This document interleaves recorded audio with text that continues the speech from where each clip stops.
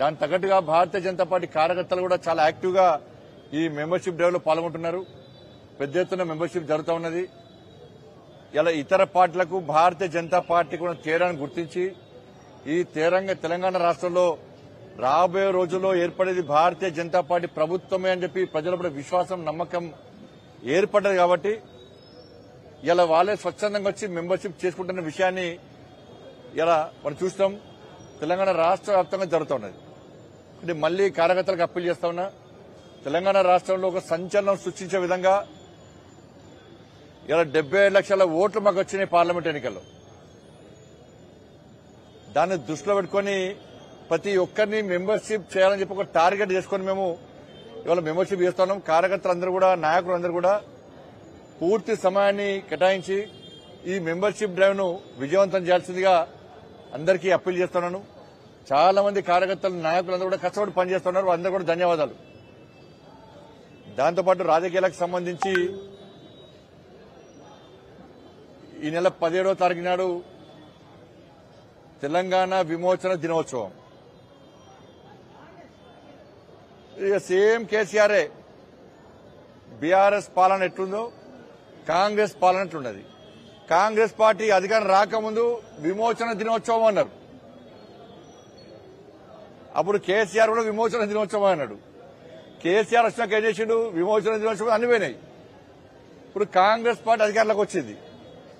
Congress party అధికారంలోకి వచ్చాక మళ్ళీ ఏమంటున్నారు? ప్రజాపాలన దినోత్సవం అట. అంటే ఇన్ని రోజులు ప్రజాపాలన కాకుండా ఏం పాలన చేసింది? మరి ఇన్ని రోజులు మీరు చేసిన పాలన ఏంది? ప్రజాపాలన దినోత్సవం పెట్టడానికి కారణం ఏంటి? ఇన్ని రోజులు మీరు పాలించింది ప్రజాపాలన కాదా? ప్రజాపాలన కాదనే ప్రజలు ఆలోచిస్తున్నారు.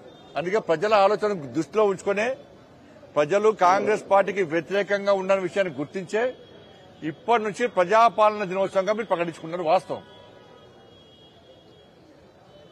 ఇవాళ రైతులకు రుణమాఫీ చేస్తా అని చెప్పి, రైతు భరోసా ఇస్తా అని చెప్పి, బోనస్ ఇస్తా అని చెప్పి ఇవ్వకుండా, రుణమాఫీ సరిగా వేయకుండా రైతులను నడ్డి విరిచే విధంగా, రైతులు నట్టెట్లా ముంచే విధంగా చేయడమే ప్రజాపాలన.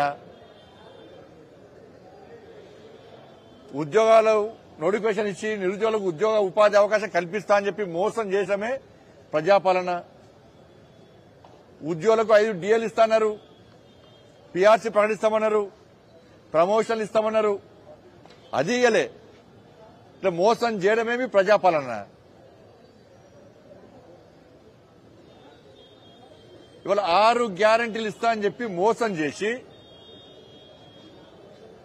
పట్టించుకోకుండా ప్రజల దృష్టి మళ్లించడానికి మీ నక్కచిత్తుల వేషాలు వేయడమే ప్రజాపాలన.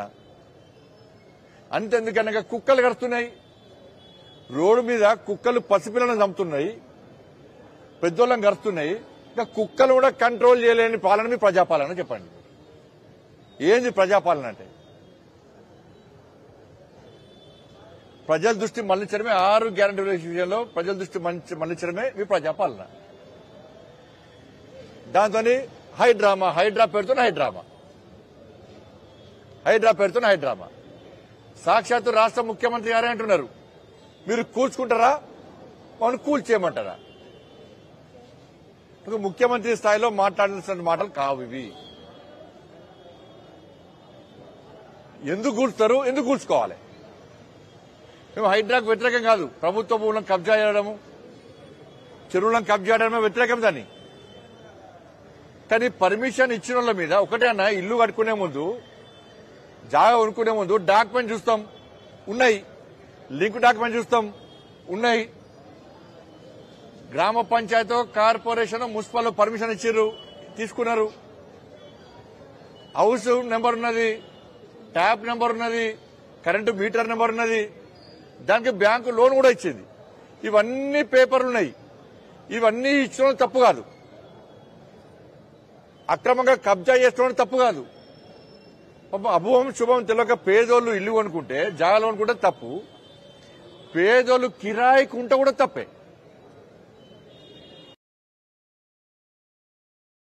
హౌస్ పర్మిషన్ ఉందా, డాక్యుమెంట్స్ ఉన్నాయా, లింక్ డాక్యుమెంట్స్ ఉన్నాయా, మున్సిపల్ పర్మిషన్ ఉందా, అన్ని తీసుకొని ఇల్లు కిరాయి తీసుకున్నామే. మేము ఇప్పుడు ఇవ్వాలి. ఇలాంటి నోటీస్ లేకుండా పుట్ట కూటి కోసం వ్యాపారం చేసుకునే పేదోళ్ళ ఇళ్లను చెప్పా పెట్టకుండా అర్ధరాత్రి చూడకుండా కూల్చేస్తే దానిలో ఉన్న సామాన్ మొత్తం సర్వనాశమైపోతే పరిస్థితి ఎందుకు వచ్చిందంటే ప్రభుత్వం నిర్వాహకం వల్ల ప్రభుత్వం ప్రణాళిక ఒక ప్లాన్ లేదు. దానివల్ల ఇలా పేద ప్రజలు ఇబ్బంది పడుతున్నారు. దానికి మేము వ్యతిరేకం. హైడ్రా పేరుతో 6 గ్యారెంటీల మీద దృష్టి మళ్లించడం, హంగామా వేయడం కాదు. నిజంగా ఏం సాధించారు, ఏం సాధించాలనుకుంటారో దాని మీద సమీక్ష జరగాలి. దాని సమీక్ష లేదు. దాని మీద కేవలం 6 గంటల విషయమే. 6 గ్యారెంటీల మీద మీ స్పందన ఏంది? నిన్నేమంటాడు? రుణమాఫీ మీద సర్వే చేస్తారట. ఏం సర్వే చేస్తారనా? 64 లక్షల మంది రైతులు రుణాలు తీసుకుంటారు. బ్యాంకు దగ్గర లెక్కలున్నాయి.